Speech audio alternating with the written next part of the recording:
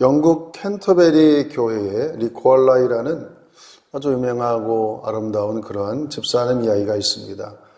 니콜라이라는 사람은 17세, 17세부터 그 교회 관리 집사로 임명을 받아서 교회 청소, 심부름, 잡다한 일들을 늘 하면서 매일 5분 동안 이렇게 종을 치는 그런 일을 했습니다.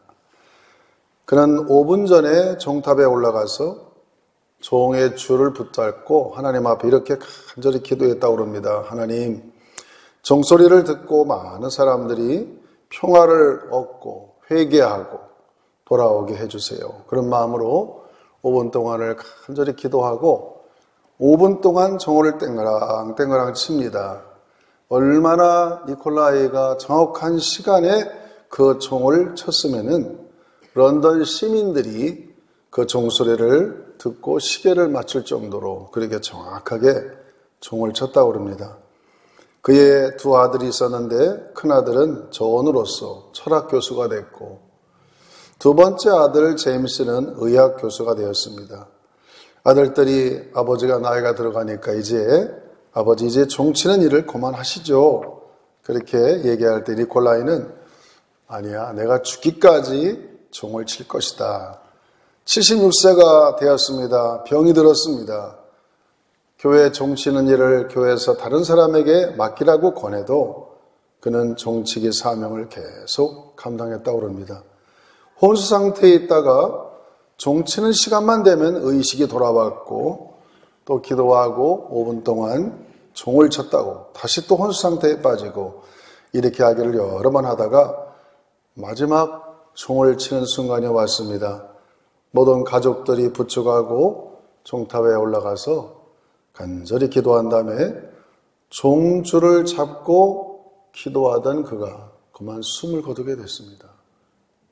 이 이야기를 들은 엘리자베스 여왕은 이 소식을 듣고 너무 감동에 대해서 니콜라이의 시신을 황제의 묘실에 안장하도록 허락했고 장례식이 벌어지는 날 런던 시민들이 상점문을 닫고 유흥업소들도 자진해서 쉬는 바람에 그냥 자연스러운 그날 휴일이 되어버리고 말았습니다.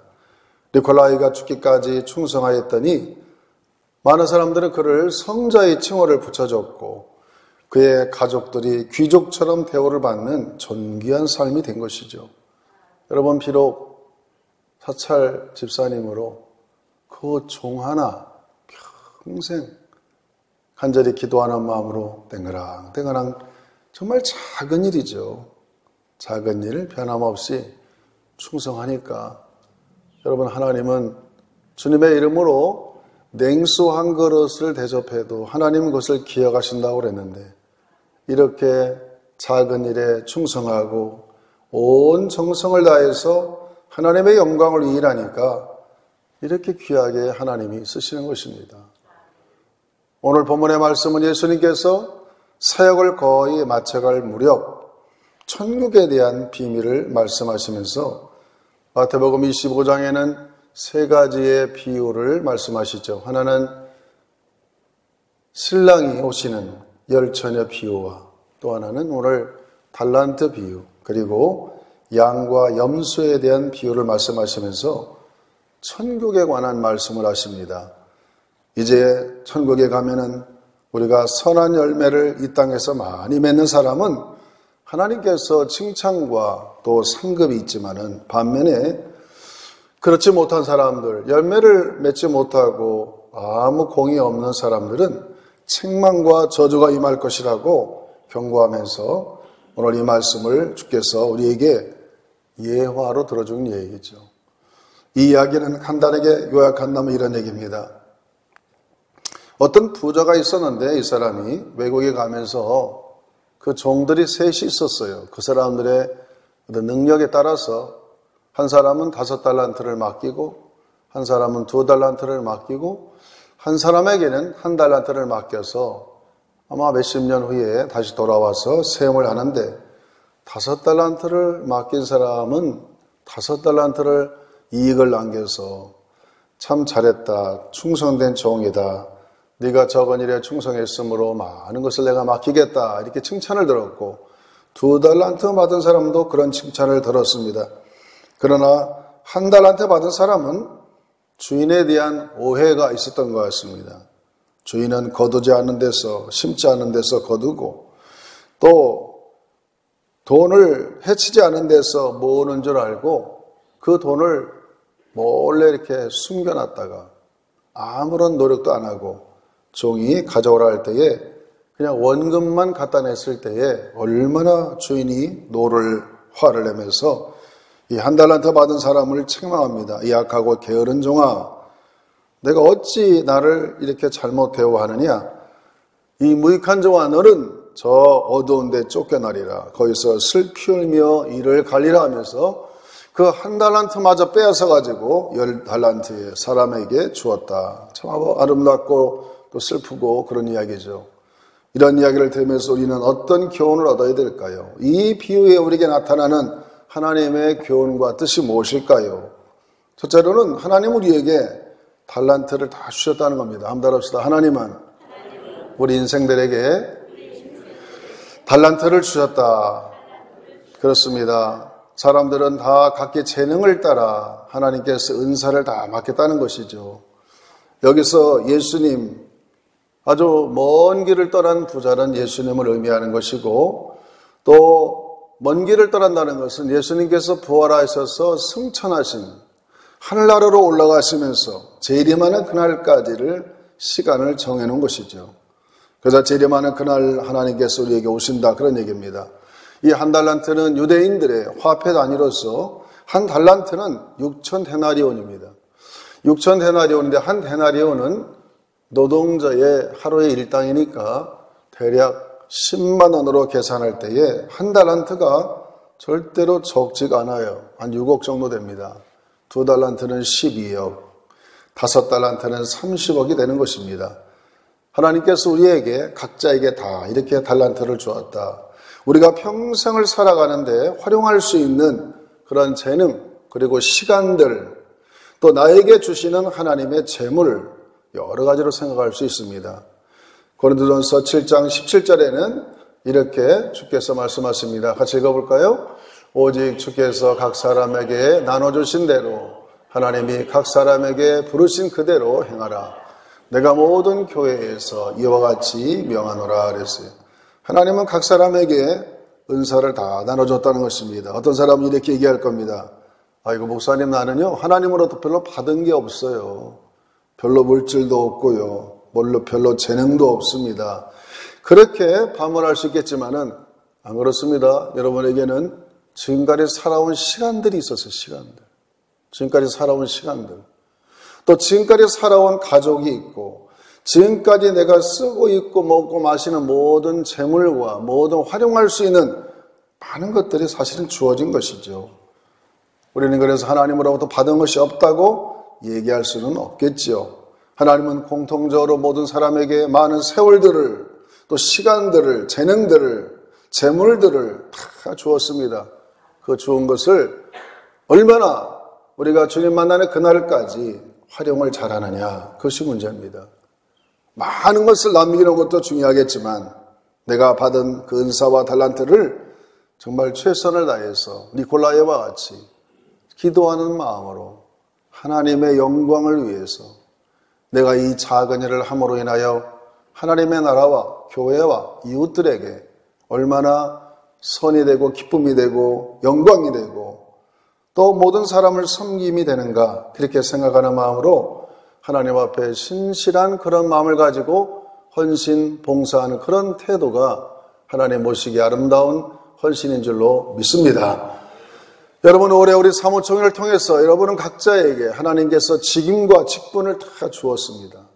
그 모든 직임과 직분을 정말 하나님이 나에게 맡겼다 분명히 믿으시고 사람 앞에서 행하지 마시고 하나님 앞에 니콜라이 같이 기도하는 마음으로 정말 성실하게 충성을 다하는 우리 모두가 되기를 주의 이름으로 축원합니다.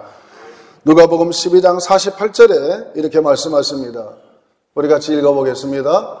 알지 못하고 맞을 일을 행한 종은 적게 맞으리라. 물은 많이 받은 자에게는 많이 요구할 것이요 많이 맡은 자에게는 많이 달라 할 것이니라.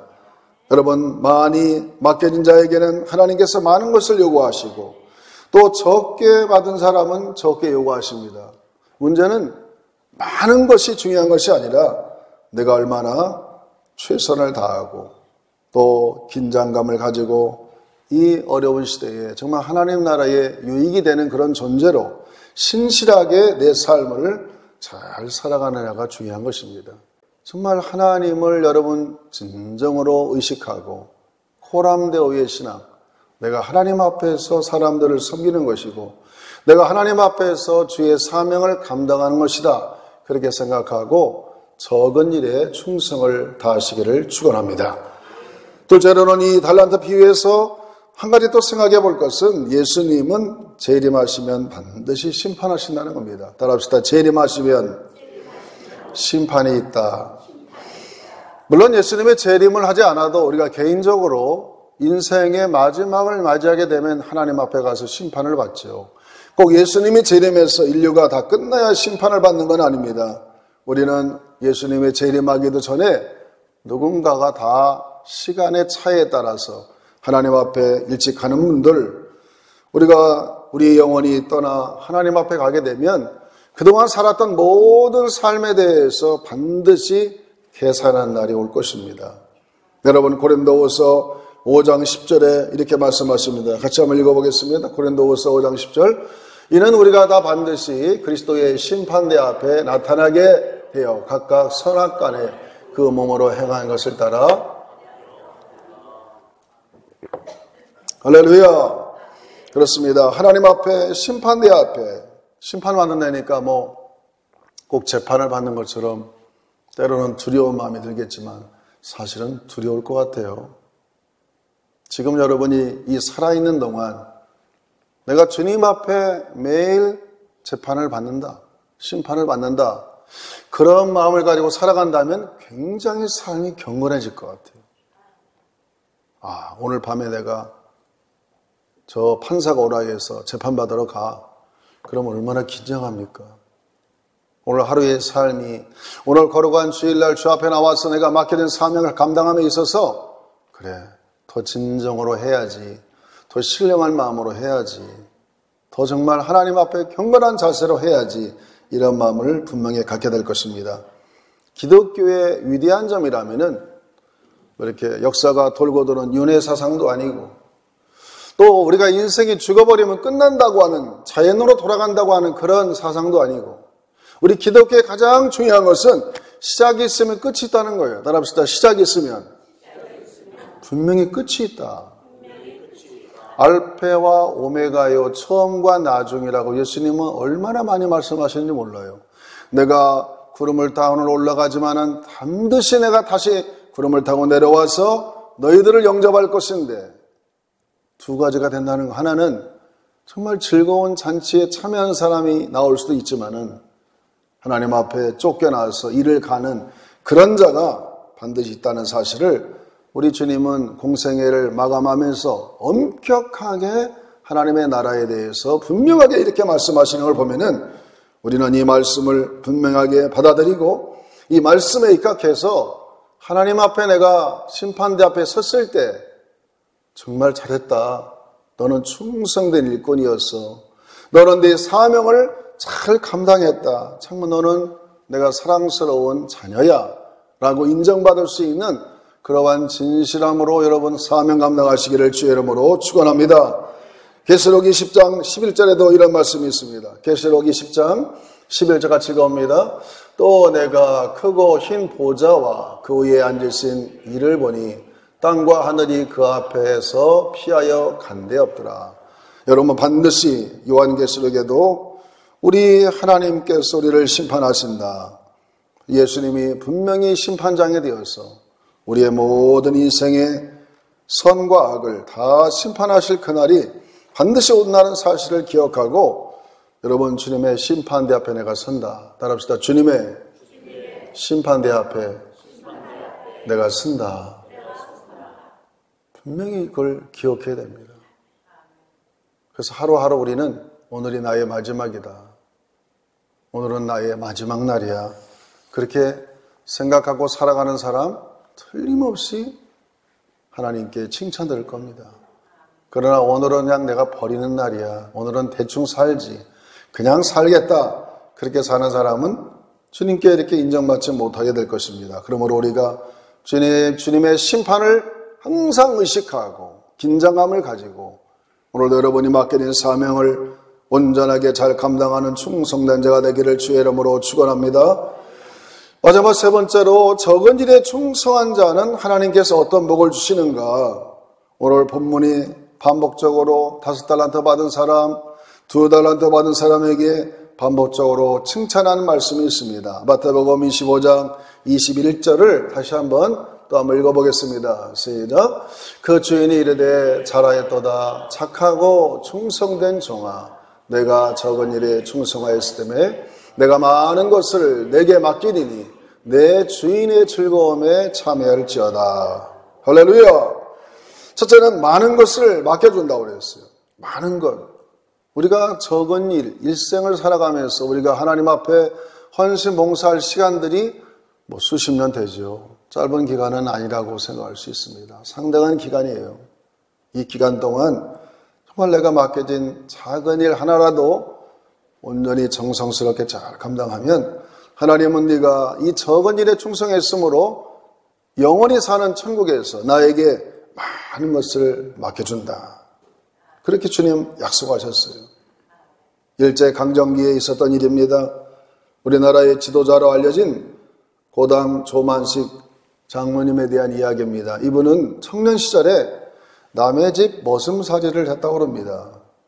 그렇지만 자신의 처지를 비관하거나 부끄러워하지 않고 얼마나 맡겨진 일에 충성을 다했는지 모릅니다. 누가 시키지 않았는데도 아침마다 주인의 요강, 이 청년이 시키지도 않았는데 아침마다 주인의 요강을 깨끗하게, 옛날에는 집으로 이렇게 닦아서 깨끗하게 따놓는 거예요. 주인이 참 너무 감동이 되는 거야. 종이라도, 일하는 일꾼이라도, 머슴이라도. 그래서 그 주인이 그 조만식 청년을 바라볼 때 너무 총명하고 성실하고 사람이 반듯하니까 너는 머슴으로 머물기는 너무 아까운 인재다. 그래서 돈이 많은 주인이니까 그 사람을 숭실 학교를 보내서 공부를 시켰습니다. 그랬더니 이 사람이 얼마나 공부도 열심히 하니까 우수한 성적으로 숭실 대학을 나오게 되고 나중에는 조만식 선생의 고향인 정조로 돌아가서 오산학교의 선생님이 되었습니다. 여러분, 조만식 선생님은 제자들에게 자신의 성공담을 이야기할 때마다 이렇게 얘기합니다. 내가 오늘날 이렇게 된 것은 적은 일. 내가 어려서부터 남의 집에 머슴살이를 했는데 나는 남의 집 요강 하나를 잘 닦았더니, 말합시다. 남의 집 요강 하나 잘 닦았더니 하나님이 축복하셨다. 여러분, 남들이 하기 싫은 일, 정말 남들이 꼭 시켜서도 안 되는 그런 일을 내가 자청해서 교회로 말하면 화장실 청소라든지 정말 어려운 일, 남들이 좀 기피하는 일, 내가 그런 일을 발벗고 나서서 이렇게 하나님의 교회를 위해서, 이웃을 위해서 헌신한다면 절대로 하나님은 여러분 외면하지 않습니다. 특별히 하나님의 교회에서 주님의 나라를 위해서 이렇게 헌신하고 충성하는 사람, 하나님은 절대로 외면치 아니하시고 그런 사람을 하나님이 귀하게 여겨주실 줄로 믿습니다. 과연 나는 지금까지 인생을 살아오면서 과연 하나님께서 나를 심판하실 때에 야, 너 정말 잘했어. 그때 너 정말 훌륭했어. 너 내가 인정할 만해. 이렇게 이야기를 들을 만한 그런 사건과 그런 일들이 얼마나 있는가 우리는 이 설교를 들으면서 한번 생각을 해볼 필요가 있다 생각합니다. 여러분, 맡은 일에 충성하시기를 주의 이름으로 축원합니다.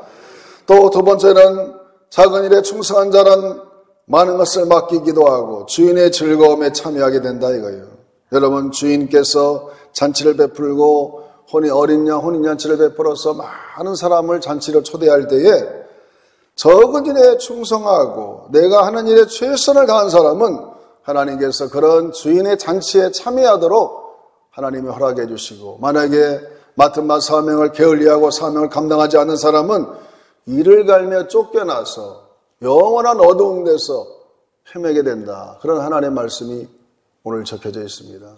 여러분, 그러므로 우리 하나님께서 주님이 재림하시면 저 공중에서 어린 양 혼인잔치가 벌어지고 정말 놀라운 그런 잔치가 벌어질 텐데, 그 하나님의 그 즐거운 잔치에 우리 모든 성도들이 다 올라가서 어린 양 혼인잔치에 참여해서 예복을 하나님으로부터 부여받아가지고 예복을 입고 주인 되신 예수님과 함께 아름다운 잔치에 참여해서 하나님의 축복된 하나님의 백성들이 다 되시기를 주의 이름으로 축원합니다.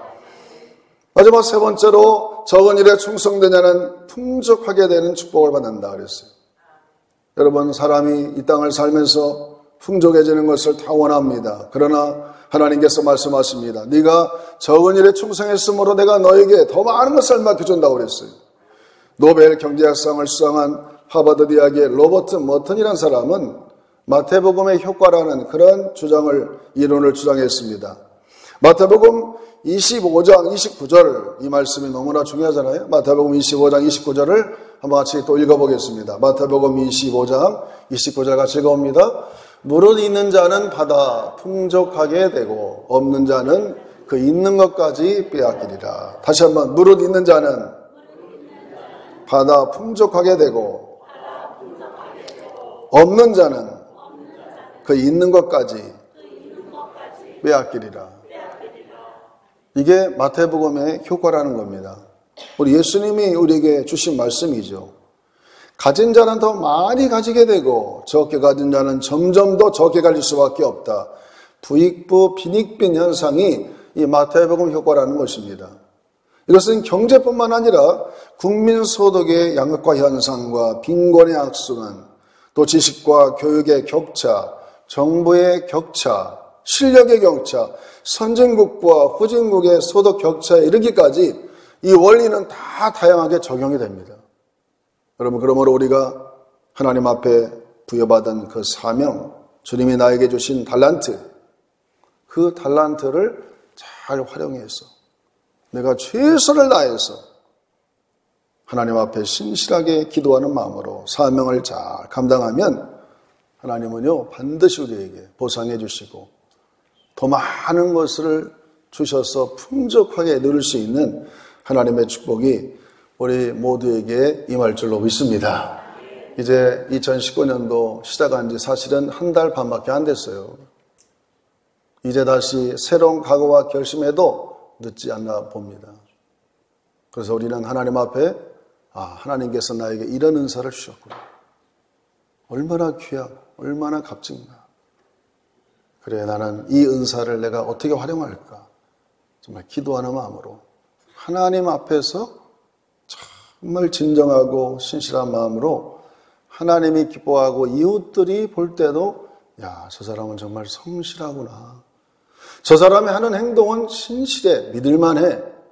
그렇게 하나님과 사람들로부터 인정받고 칭찬 들으면 하나님께서 우리에게 더 많은 것을 맡겨주시고 주인의 즐거움에 참여하게도 하시고 또 여러분의 삶이 이 땅에서도 풍요로울 뿐만 아니라 저 하나님 나라에서도 풍요로운 하나님의 축복이 영원히 계속된다는 사실을 잊지 마시고 올 한 해도 적은 일에 작은 일, 내가 맡겨진 일에 충성을 다하시기를 주의 이름으로 축원합니다.